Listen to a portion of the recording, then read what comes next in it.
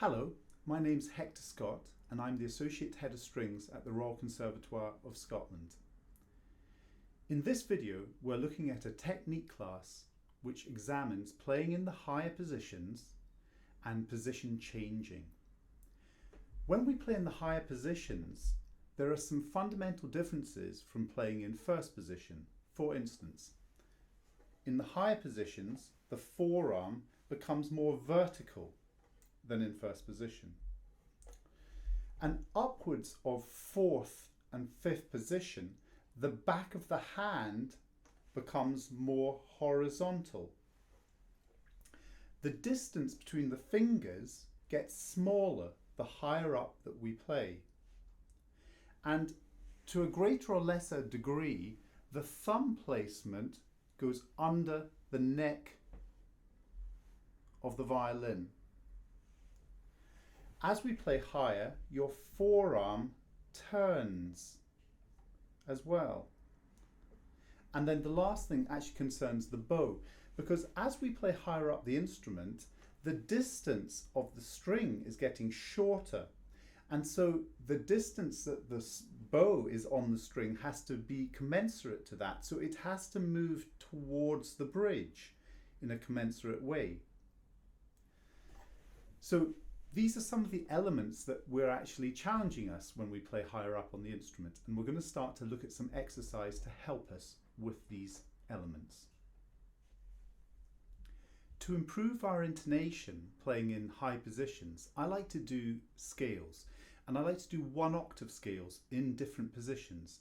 And you're going to see on the screen the exercise that I like to use, which actually comes from a book by Simon Fisher called Scales. We're going to use G major because one of the pieces or studies that we're looking at on this particular course is in that key. So it can be quite helpful to play in the key of the piece that you're studying. So I'm going to play it with you. Try and keep your fingers nice and soft, just enough to make a clean sound. 1, 2, 3, 4.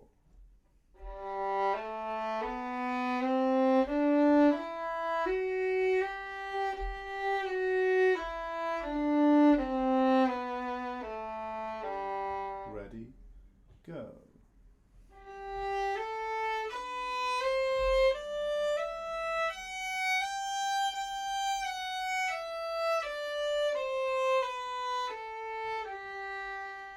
Move your second finger up to where the 3 was, so we're in second position. Ready, go.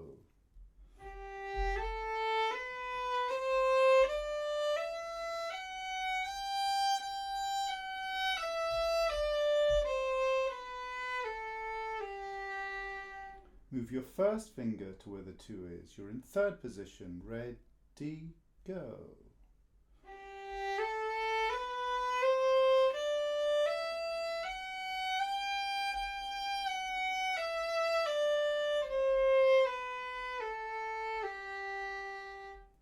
Now move to a 4 on the G string in fourth position. Ready, go.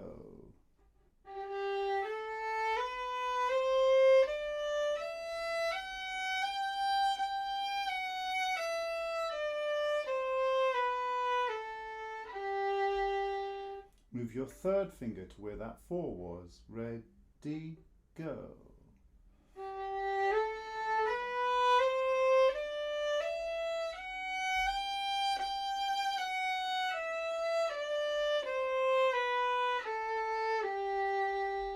Move your second finger to where the 3 is. Ready, go.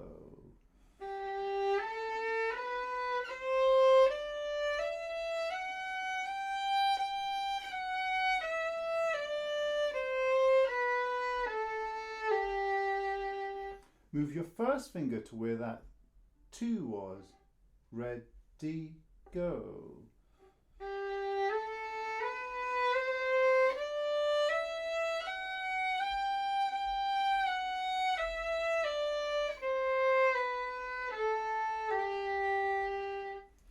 Now put your 1 on the A string on that note, the G. Ready, go.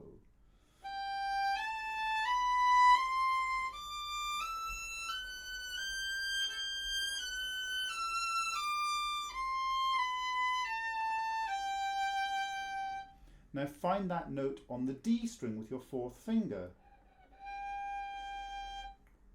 Ready, go.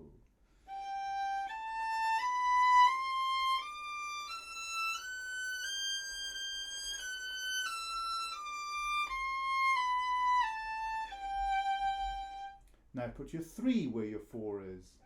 Ready, go.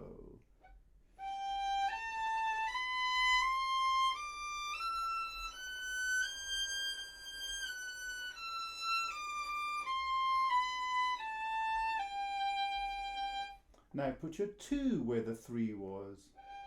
Ready, go.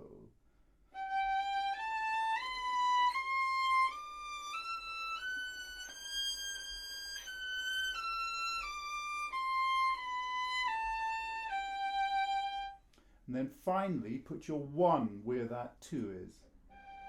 Ready, go.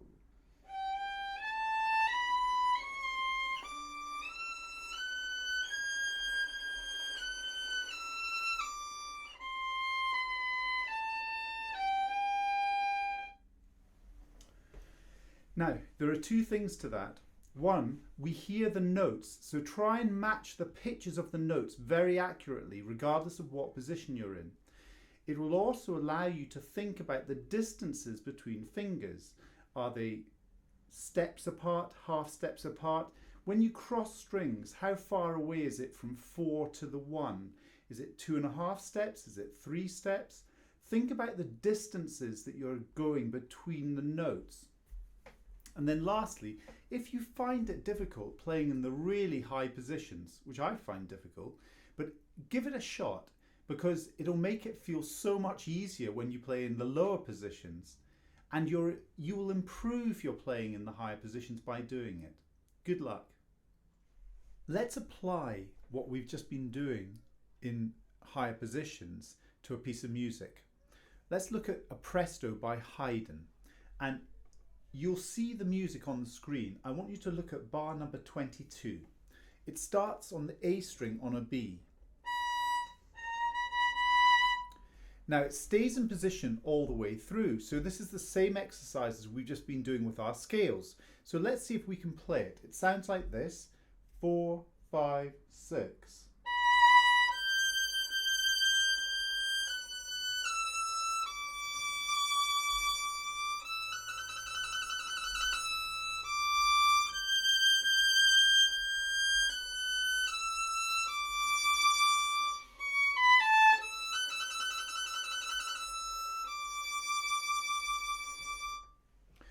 So we're applying the same principles. When I play the 3 on the A string, I'm thinking, where's the relationship between that 3 and Mr. 4? So here's the 3. A B to a G is a close interval. The 4 is beside that B. So that G goes close. Close, a step.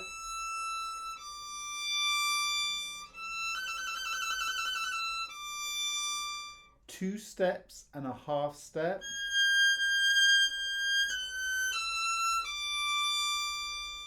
All whole steps, so step, step, step.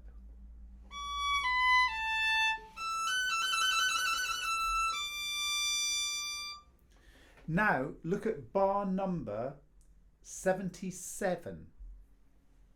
That's 1 on a G in second position.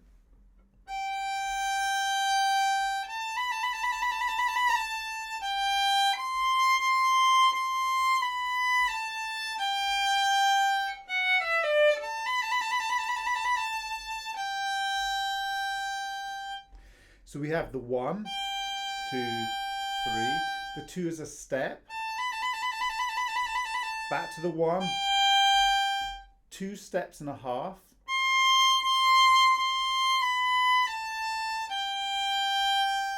All whole steps on the A.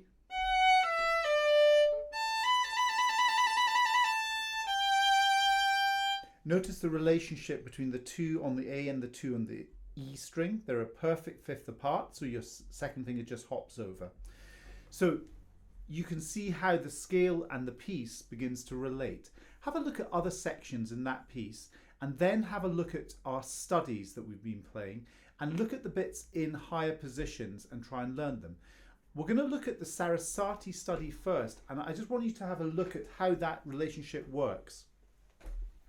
At the end of the Sarasate, there's some nasty scale passages. When I'm playing that, I'm going to break down the position bits first. So for instance, in the second last bar, the last scale, we have first position in A major arpeggio. Now I shift, but I'm not worried about that. So I'm going to play now the A, C sharp, E in fourth position on the D. Then it's A, C sharp, E in an even higher position. And then the last bit. And the last note.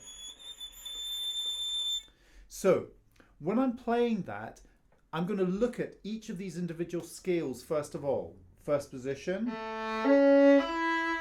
fourth position,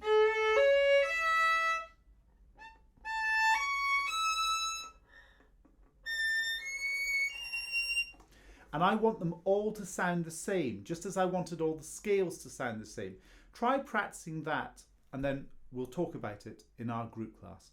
Bye.